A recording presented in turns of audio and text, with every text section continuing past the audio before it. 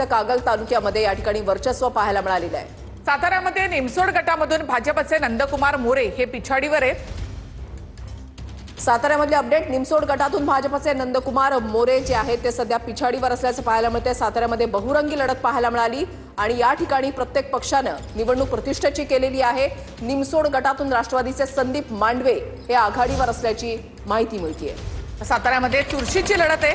पंचायत समितीमध्ये आपण पाहूया तर 125 पंचायत समितीच्या जागांपैकी भाजप 33, शिवसेना 20, राष्ट्रवादी 20, राष्ट्रवादी शरद पवारांची राष्ट्रवादी 8, काँग्रेस 8 आणि ठाकरेंची शिवसेना 5 गटांमधून आघाडीवर आहे। तर पंचायत समितीमध्ये सुद्धा भाजप नंबर 1 चा पक्ष भोर पंचायत समितीच्या बोंगवली गणामधून रोहन बाठे हे विजयी झाले आहेत।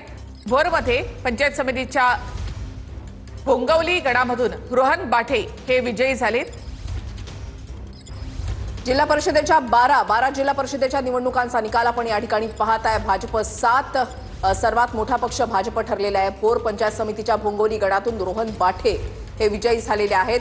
अपडेट्स जे आहेत ते बदलत आहेत। निकाल जे आहेत कल हाती आल्यानंतर आता निकाल जे आहेत ते हळूहळू हाती येऊ लागलेले आहेत। विजयी उमेदवारांचा जल्लोष सुद्धा आपण एकीकडे पाहत आहे, त्यांच्या प्रतिक्रिया सुद्धा पाहत आहे। वेगवान निकाल सर्वात आधी सर्वप्रथम TV9 मराठीवर। तर भोर पंचायत समितीच्या बोंगवली गणामधून रोहन बाठे हे विजयी झाले आहे। तर पंचायत समितीमध्ये 95 गणांमध्ये भाजप 33, शिवसेना 20, राष्ट्रवादी 20, तर पवारांची राष्ट्रवादी 8 जागांवर, तर जिल्हा परिषदेमध्ये 7 जिल्हा परिषदांवर भाजप